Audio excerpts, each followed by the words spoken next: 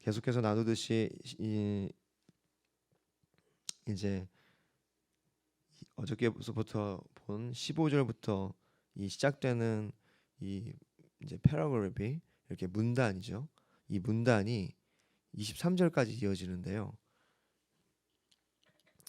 이제 이 부제를 이제 제목을 달기를 타이틀을 뭐라고 되어 있죠? 여러분 성경에는 네, 바울의 기도 이렇게 되어 있죠. 그러니까 이제 바울이 기도한 내용이기 때문에 바울의 기도라고 기록하고 있습니다. 바울의 기도인데요. 좀 더 이제 디테일하게 명확히 얘기하자면 이것은 바울의 중보 기도입니다. 그러니까 바울이 이제 에베소 교인들을 향한 그러한 마음으로 그들을 위해서 기도하는 거예요. 그러니까 중보 기도라는 것이 이제 그런 거죠. 어떤 기도하는 대상과 하나님 사이에 이제 인더 갭이라고 하거든요. 하나님 그 사이에서 기도하는 것을 중보 기도라고 합니다. 그래서 예를 들어서 아브라함이 상수리 나무 아래 앉아 있다가 이제 하나님이 나타나세요.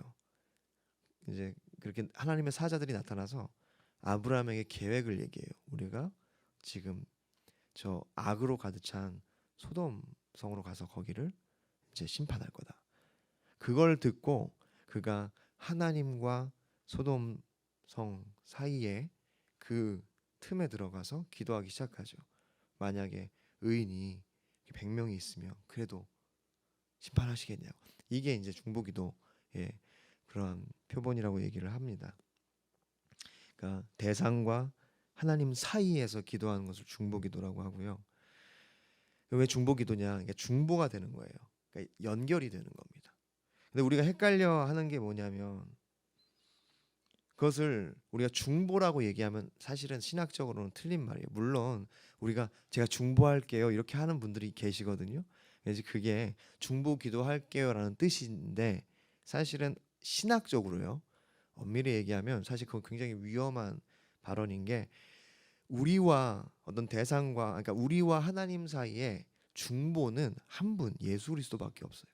예수 그리스도의 중보로 우리가 하나님을 만나고 하나님께 나아가고 하나님께 기도할 수 있는 겁니다. 그래서 중보 기도가 명확한 이제 단어라는 걸 말씀드리는 거예요. 그래서 지금 보면은 이 바울이 그렇게 중보 기도하고 있는 겁니다. 그래서 1장의 전체적인 구조를 보면요. 이렇게 돼요. 1절부터 3절은요. 편지기 때문에 형식을 따라 하나님의 은혜 안에서 인사를 나누고요. 그리고는 그 편지 초두에는 말씀드렸듯이 4절부터 14절이 사실 바울의 찬송 시예요. 찬송하리로다라고 시작해서 그렇게 쭉 나열한 거예요. 그분의 행하심, 우리를 위한 주님의 그 구원의 역사를 쭉 나열하면서 하나님을 찬양하는 겁니다. 존 스토트 목사님은 그래서 그것을 하나님을 향한 축복이라고 얘기해요. 제가 언젠가 말씀드렸듯이 축복이 블레스인데요. 그것이 사실은 찬송이라는 단어예요. 바락라는 히브리어에서 나온 겁니다. 블레스라는 것 자체가 찬양이에요. 그러니까 지금 주님을 향해서 그렇게 축복의 기도를 한다. 이렇게 그러니까 축복의 찬양을 하는 겁니다. 그리고 이제 이후에 15절부터는 이로 말미암아 이제는 그 에베소 교인들을 향하여 중보 기도하기 시작하는 거죠. 그들이 어떻게 되기를 바라는 마음으로. 그래서 오늘 본문을 통해서는 저희가 기도에 관하여 좀 잠깐 보기를 원합니다. 어저께는 저희가 이 본문을 통해서 공동체에 관해서 잠깐 나눴는데 기도에 관해서 살짝 나누기를 원합니다. 첫 번째, 찬양과 기도는 함께 갑니다. 오늘 이제 구조를 제가 설명해 드렸듯이 이 에베소서 1장은요. 바울의 기도예요. 그러니까 첫 번째 4절부터 14절은 하나님을 향한 기도, 그 주님을 높여 드리는 찬송 기도입니다. 찬송시, 찬송 기도. 그리고 그 후반부는 이제 그 에베소 교인들을 향한 중보 기도고요. 그러니까 주님을 향한 찬송시가 기도고 그것이 곧 찬양이라는 거예요. 여러분 우리가 흔히 그렇게 얘기하잖아요. 기도는 곡조가 붙은 찬송이다. 네. 찬양은 그러니까 반대로 했어요. 찬양은 곡조가 붙은 이제 기도다. 똑같은 말이죠.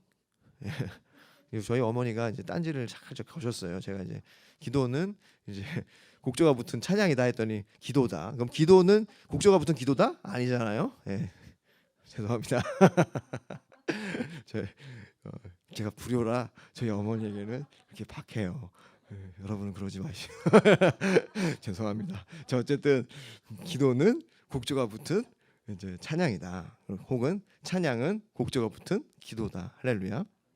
그러니까 우리가 이 이제 말씀 시간 전에도 저희가 두 곡을 불렀잖아요. 주발 앞에 무릎 꿇고 주나의 사랑 주발 앞에 앉아 내 모든 기도는 사랑의 노래가 되네. 너무도 귀한 고백이죠. 할렐루야. 기도 자체가 주님을 향한 노래이기도 하고 노래 자체가 기도인 거예요. 할렐루야. 그래서 우리가 이 찬양을 할 때 기도가 나오게 되고 기도할 때 찬양하게 되는 겁니다. 그래서 많은 교회가 금요철야나 그런 기도 시간에 찬양과 함께 하잖아요. 그러니까 예를 들어서 저희가 이런 그 이제 기도할 때 음악을 틀잖아요. 그러면 이게 분위기 좋으라고 트는 것은 아닙니다.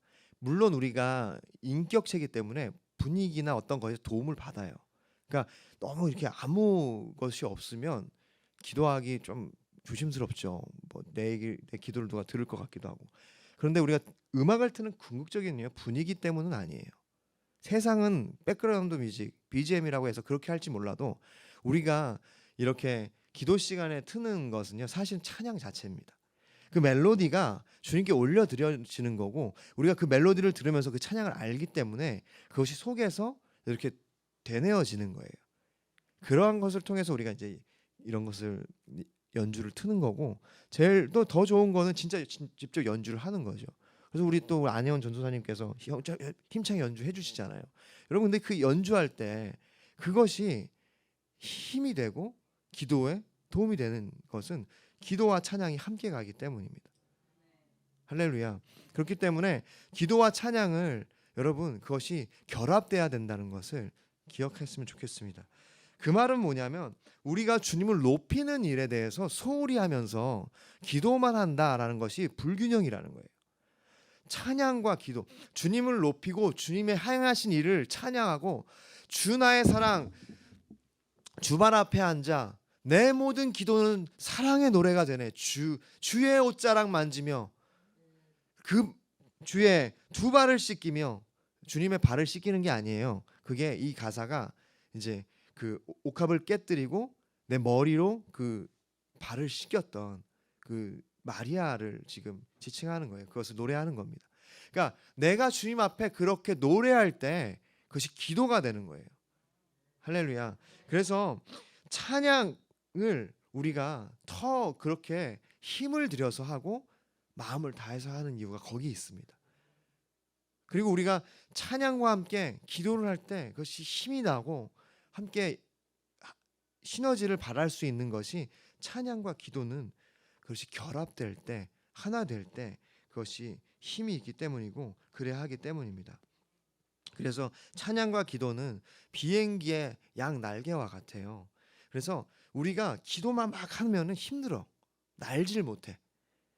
그렇기 때문에 양 날개가 있어야 비행기가 날듯이 찬양과 기도는 함께 가는 거예요. 여러분 그래서 혼자 기도할 때도 찬양을 하기도 하고 기도를 하기도 하고 하는 겁니다. 할렐루야. 그렇게 우리의 삶에 주님을 향한 찬양과 기도가 함께 연합하기를 바라고 결합되기를 바랍니다. 아멘. 두 번째는 우리가 감사로 기도는 감사로 시작한다는 거예요. 이 말씀에 보면 16절에 내가 기도할 때 기억하며 너희로 말미암아 감사하기를 그치지 아니하고 지금 바울이 기도를 하면서 그 안에 멈출 수 없는 감사를 먼저 고백하고 있는 거죠. 여러분 언제나 감사는 가장 좋은 기도의 시작입니다. 왜냐하면 감사가 하나님께 나아가는 문이기 때문에요. 여러분 우리가 대표 기도를 하거나 하나님 앞에 기도를 할 때 앞에서 하나님 아버지 감사합니다라고 하는 것이 통상적인 어떤 표현이 아니에요. 형식적인 표현이 아닙니다. 하나님께 정말 감사하는 거예요. 모든 거에 대해서, 이 모든 상황과 환경과 모든 것들에 대해서 주님 정말 감사합니다라고 받는 거고, 그것을 고백하는 겁니다. 그래서 저는 감사가 우리 입술에 버릇이 돼야 된다고 믿습니다. 버릇처럼 감사가 튀어나와야 돼요. 그런데 사실 우리가 살다 보면 어느 순간에 우리 이해와 어떤 판단력에 의해서 감사가 먼저 나오지 않고 불평과 불만이 나올 때가 정말 많고, 그것이 우리의 습관이 되기가 너무 쉽습니다. 왜냐하면 우리가 생각하는 사람이잖아요. 그래서 로댕이 그랬잖아요. 난 생각하는 거라 생각하는 거로 곧 존재한다. 이거 아니구나. 로댕이가 아니구나. 로댕은 생각하는 사람을 만들었구나. 죄송합니다. 난 생각하는 거로 곧 존재한다. 칸트죠. 우리 예.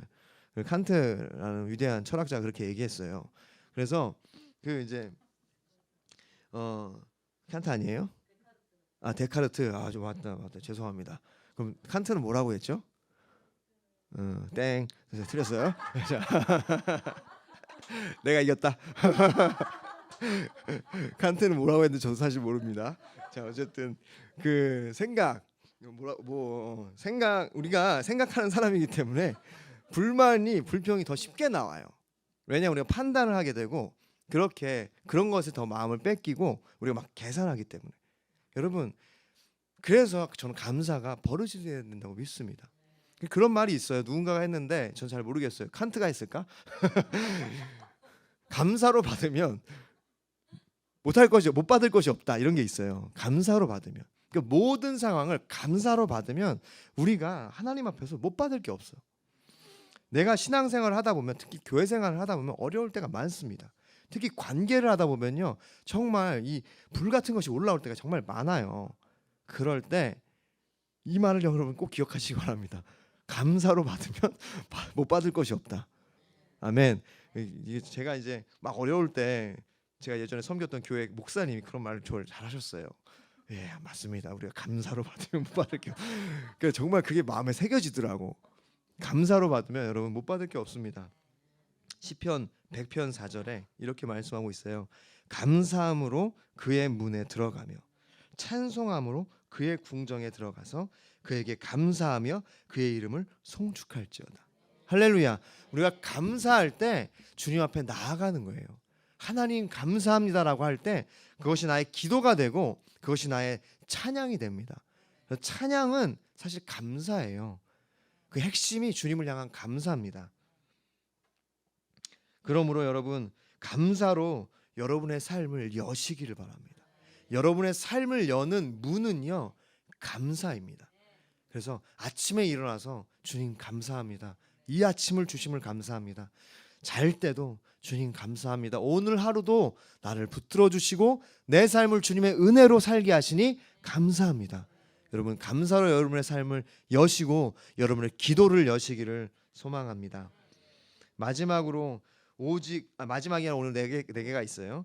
이제 세 번째는 오직 하나님 아버지께. 1절에 보면 우리 주 예수 그리스도의 하나님 영광의 아버지께서 지혜와 계시의 영을 너희에게 주사 하나님을 알게 하시고. 여러분, 우리가 기도할 때 지금 이 바울이 15절부터 지금 에베소 성도들을 위하여 기도하고 있거든요. 그런데 바울이 그냥 그 기도 제목들을 먼저 막 쏟아내지 않았어요. 그러니까 지혜와 계시의 정신을 너희에게 주시기를 원한다라고 하지 않고 먼저 하나님을 언급하고 있습니다.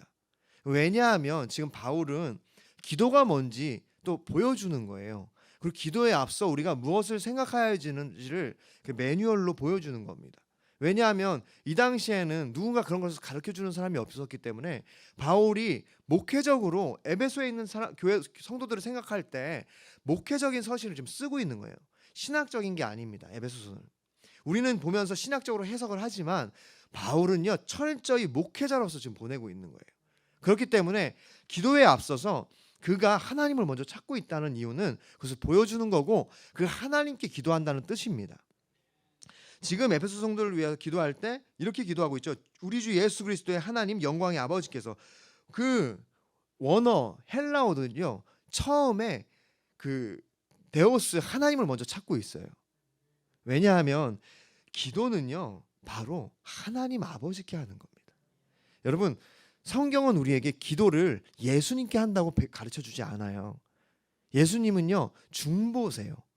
예수님을 통해서 우리가 기도하는 거고요. 예수님의 이름으로 우리가 주님께 아뢰는 거고, 예수님의 이름을 의지해서 주님께 간구하는 겁니다. 누구에게? 하나님 아버지께.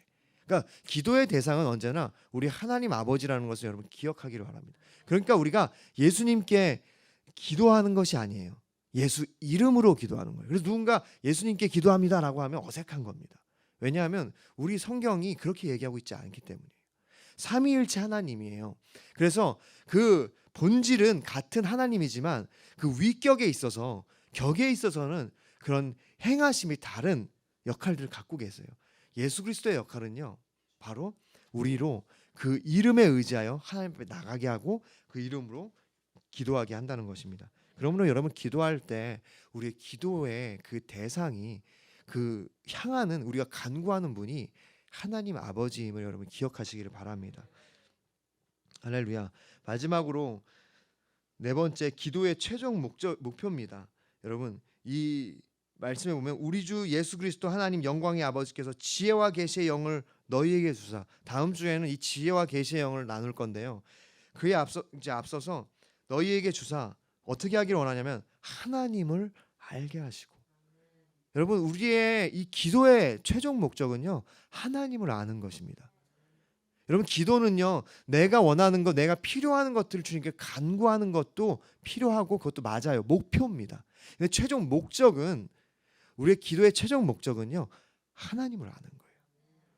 왜냐, 기도하고 하나님 앞에 나가서 그의 음성을 듣고 그의 말씀을 듣고 귀를 열면 내가 내 기도 제목이 바뀌기 시작해요. 그러니까 예수 그리스도가 그분이 원하시는 것을 기도한 후에 내 뜻대로 마옵시고 아버지의 뜻대로 하셨던 것처럼 우리의 기도가 내 뜻이 아니라 주님의 뜻대로 하시옵소서, 혹은 주님의 뜻이 무엇인지 듣게 돼요. 그렇기 때문에 여러분 기도할 때 막 간구만 계속 하지 않으셔도 됩니다. 그것이 말에 말을 이어서 막 하는 기도가 힘이 있기도 하고 그렇게 해야 될 때도 있다고 저는 믿어요. 그런데 그것을 계속해서 버릇처럼 그냥 막 그렇게 하실 필요는 없어요.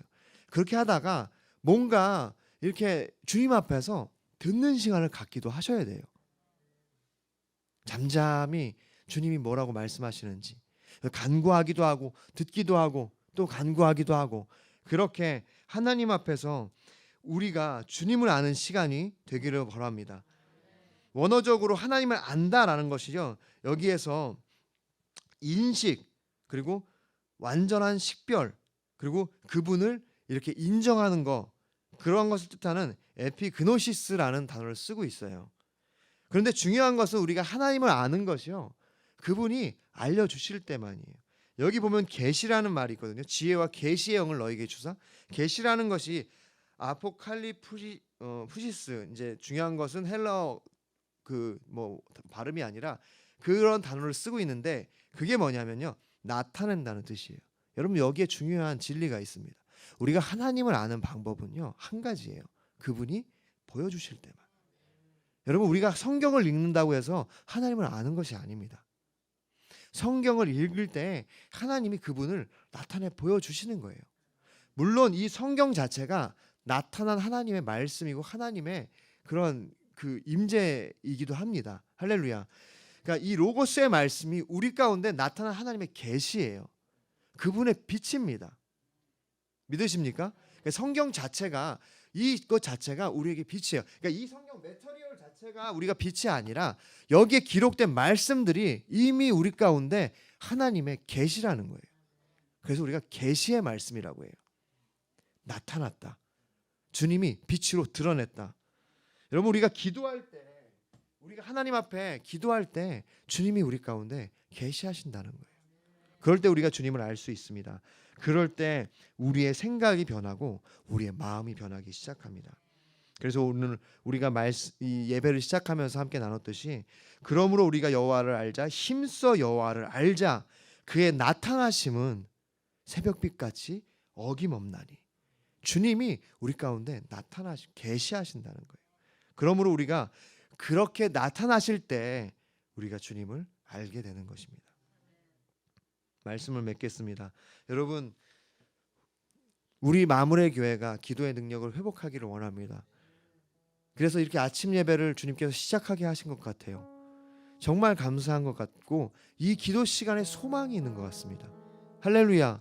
왜냐하면 기도를 통하여 우리가 하나님을 알게 되기 때문에, 기도를 통하여 우리의 삶 가운데 하나님의 뜻을 분별하기 시작하기 때문에, 여러분이 그렇기 때문에 기도 시간에 여러분 이 호세아서의 이 외침처럼 주님을 알기를 소망하십시오. 우리가 간구하고 주님 앞에 매달리지만 제일 중요한 것은 나를 향한 하나님의 뜻을 알기 시작하는 거고 깨닫기 시작하는 거예요. 그분이 새벽빛같이 어김없이 우리 가운데 그분을 나타내시기 때문에 그분을 알기 시작하는 겁니다. 할렐루야. 그러므로 찬양과 기도로, 감사로 오직 하나님 아버지께 나아가십시오. 그럴 때 여러분이 여러분을 향한 이전에 알지 못한 그 놀라운 하나님의 뜻을 알게 될 줄 믿습니다. 이제 함께 기도하시겠습니다. 기도할 때